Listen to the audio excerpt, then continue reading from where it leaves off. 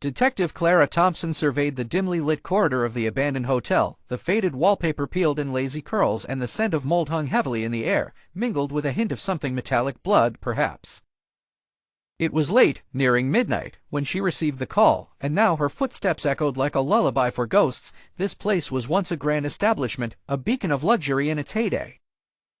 But now, its window eyes stared vacant into the moonlit night, watching the unraveling of mysteries long entombed within its crumbling walls. Clara's pulse quickened as she approached the old, creaky elevator. Her partner, Detective Mark Rivera, appeared beside her, his expression a mix of intrigue and faint unease. "The 7th floor," Clara said, glancing at the archaic panel and pressing the worn-out button. "You ever been up there?" Mark asked, his voice a mere rumble. "Only in stories," she replied, cryptically. "Stories of disappearances, unexplained phenomena, secrets kept shrouded menacingly." The elevator groaned as it ascended, each floor ticking away like the seconds in a time bomb. When the doors slid open, they were greeted by an even darker corridor, the shadows playing tricks on their senses.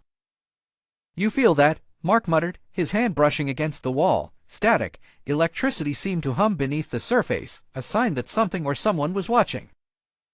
They moved cautiously, their flashlights cutting paths through the tenebrous void. As they reached the end of the corridor, they found a door ajar, its hinges rusted and tired.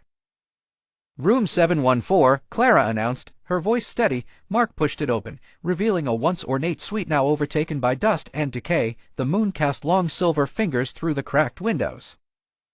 They found a crumpled figure on the floor, a woman, her eyes wide but lifeless. "Another one," Mark sighed, anger tightening his features. Clara knelt, her gloved hands gently closing the woman's eyes.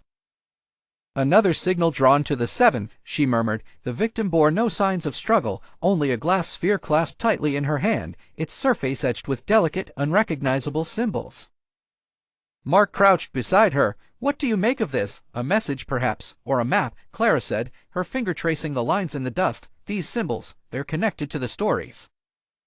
The search led them to an elderly librarian who had long since retired from the bustle of city life. Amidst towering shelves of forgotten stories and bygone eras, the old man squinted at the sphere. "This is ancient," he said, reverently, "crafted by an esoteric society as a means to conceal forbidden knowledge." Clara exchanged a glance with Mark, feeling the shiver of excitement ripple between them.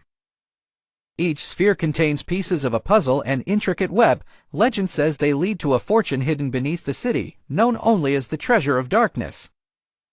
Back at the hotel, Mark and Clara began piecing together the clues, the thrill of the hunt fueling their restless minds. Each newfound sphere revealed a layer of a mystery long buried by time itself.